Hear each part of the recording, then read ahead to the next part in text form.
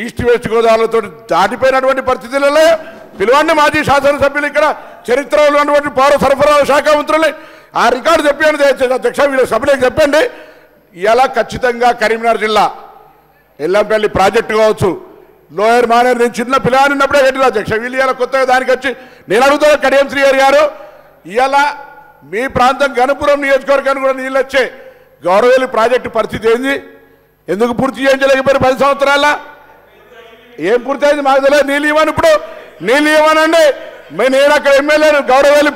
Gouravelli project పూర్తయిందంటే ఎందుకు నీళ్ళు ఇస్తలేరు అని అడుగుతాను. ఇలా నీళ్ళు కాలువలు ఎక్కడున్నాయి రండి, మీరు ఒక సభ కమిటీని సంఘాన్ని రమ్మని ప్రత్యక్ష అబద్ధం వాళ్ళు చెప్తున్నా నేను చెప్తున్నా తెలుస్తా అధ్యక్ష.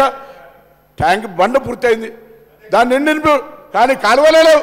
ఇట్లా వాళ్ళు ఏం పడతారు తప్పుడు సమాచారంగా కాలువలే లేవు, కాంగ్రెస్ హయాంలో నీళ్ళే లేవు అని మాట్లాడితే ఎట్లా అధ్యక్ష? తుమ్మలు మొలిసినాయి. జాగ్రత్త, కూర్చో ఇంకో బాగా మాట్లాడితే ఎట్లా? బాగా మాట్లాడితే కూర్చో. ఎవరికి ఇదే మర్యాద? బయటికి పోయి మా దగ్గర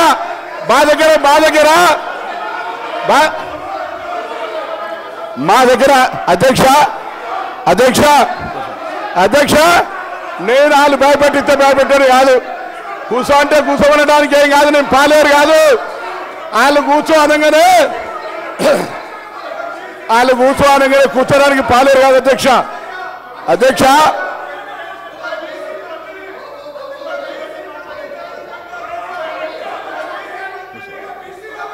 అధ్యక్ష నన్ను కూర్చో అనగానే భయపెట్టారు కాదు.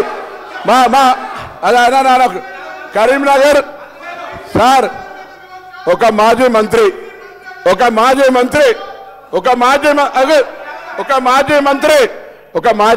కరీంనగర్ ఒక మీటింగ్ లా సార్ ఒక్క నిమిషం కూర్చొని బెదిరిస్తారు అధ్యక్ష. మీరు చెప్పండి, ఒక్క నిమిషం మీరు చెప్పండి, కూర్చుంటే నేను ఒక్క నిమిషం మంత్రి గారు ఒక్క నిమిషం. గౌరవ కేటీఆర్ గారు కూర్చోండి సార్.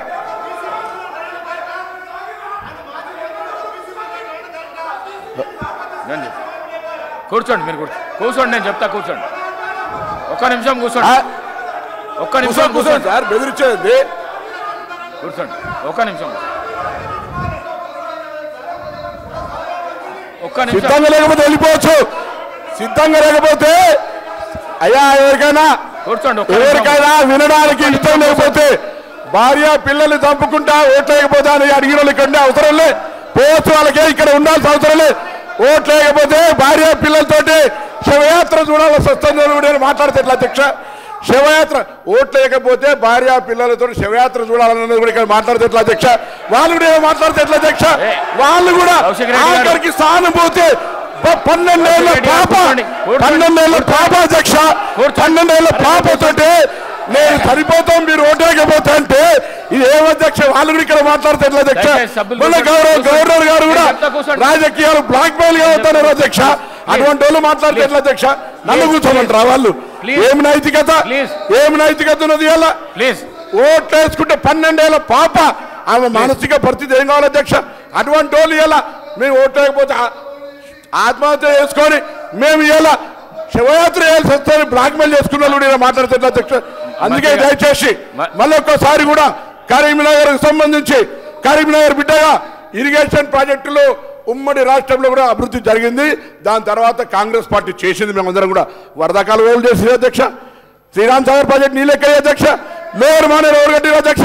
ఎల్లంపల్లి ఎవరు కట్టిన అధ్యక్ష? దాని మీద చెప్పకుండా ఏది పడుతుందో చెప్తే ఇవాళ మీరు చెప్పిన గౌరవాలు కాలే. అదే హరీష్ రావు గారి దగ్గర మల్లన్న సాగర్ అవుతుంది,